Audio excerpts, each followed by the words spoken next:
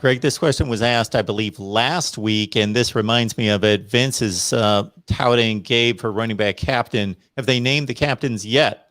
Haven't heard anything about captains being named yet. Like we kind of talked about last week, that doesn't mean to say that those guys aren't really already identified with the rest of the team. But they haven't let us know anything about it yet.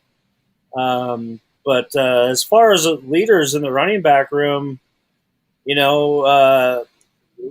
kind of learned that that's like a 4-horse race right now.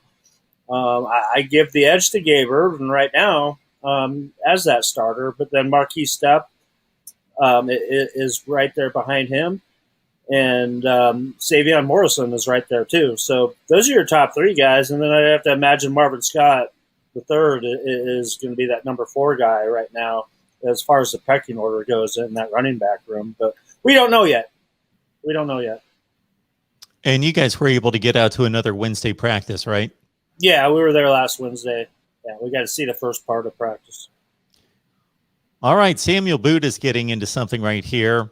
You're going to have to take this one away, Greg. Do you know what he's talking about? Austin Allen pulled from a practice scrimmage for count management rest. Press swallows this. Why not at least have him lead his team from the sidelines? Fishy at best. Coach Frost addressed the tight end situation, and he said that they were resting Austin Allen, and I'm not going to doubt what Coach Frost tells us in the media. Travis Volkulik was a little bit banged up, so that's why he wasn't at practice. But I know this was a question that we got last Tuesday, and obviously the 2 of them weren't out there last Wednesday at practice. And, I don't know. If they're just resting the guy, usually they're going to be out there, and Austin Allen wasn't out there. So that's about all I can really say without, knowing exactly what's going on. Asking about the turnover battle, and if Nebraska wins the turnover battle, will they win most games? Well, the percentages say every team will win most of its games if you win the turnover battle. It's like an 80-some% statistic. If you win the turnover battle, you win the game. Yeah, that's what they've been dealing with for several years now, is those self-inflicted wounds that they just can't get over. Those turnovers just kill you and take you out of games when a lot of times they've been in a lot of these games that they end up losing because of a turnover here or there. And, it's been a big emphasis, during the spring and during fall camp. And, hopefully that they have a handle on it, but you just never know. It's a strange game, and you can prepare all you want. But when it comes to Saturdays out there on the field, anything can happen. It'll be interesting to see too, with all those running backs. They're young. They don't have as much game experience, especially if Gabe Urban gets the starting role. So as we see with younger players, they are more typically to turn over balls, not have good ball security. So kind of depending on that running back rotation, there could be 3 or 4 guys in there. Maybe they have a couple of guys that play all the time, or they have some they kind of sprinkle in on specific packages. But like I said, with the turnover margin, who knows how that'll work out with their age.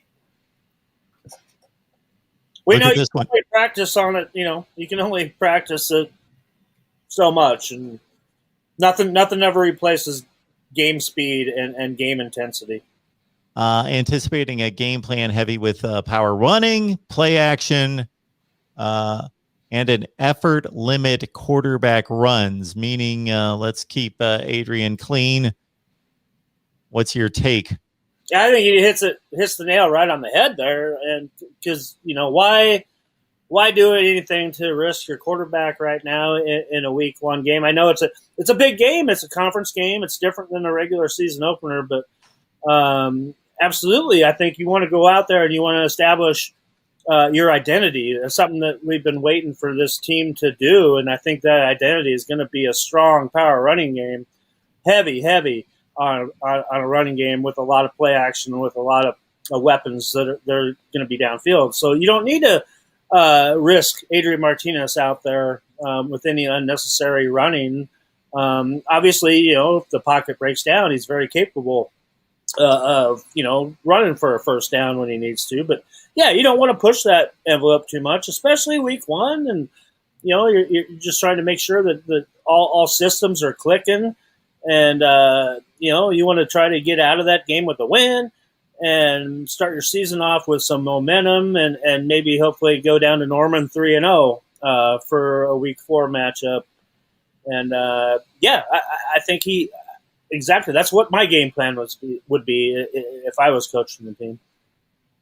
And I also think, why would you risk Adrian when now they have 3 or 4 running backs that they feel very comfortable with doing? It's been a really tight competition, so why would you want to risk Adrian, especially when in the past he's had some injuries? He was pretty banged up last year, and he had a knee issue his freshman year. So you want to really keep him intact, really, and especially towards the end of last year where the running back position was really uncertain. Dedrick Mills was hurt.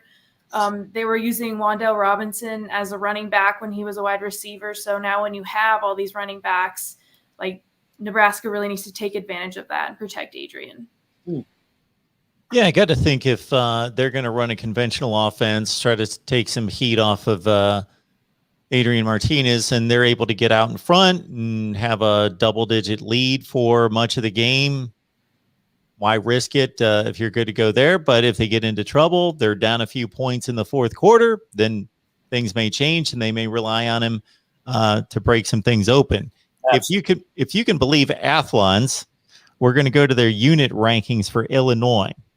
So they say that the Illini have the 13th rated quarterback room in the country, or in the Big Ten.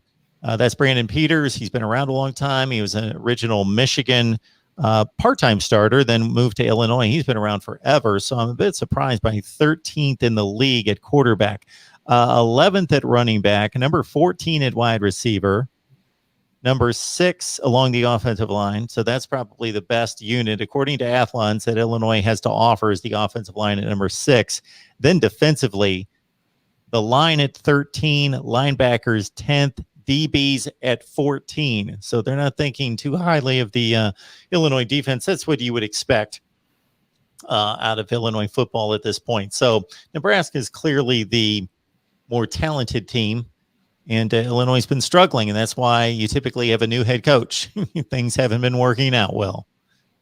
Yeah, absolutely. And, yeah, sounds like Athlon's picking Illinois to, be the cellar dweller of the Big Ten this year. But, until they do something to prove better, I understand those rankings. And, Nebraska returns a heck of a veteran team, way more of a veteran team than we've seen at Nebraska in many years. So, all signs point to Nebraska. They should definitely win this game, especially on paper. They should be winning this game.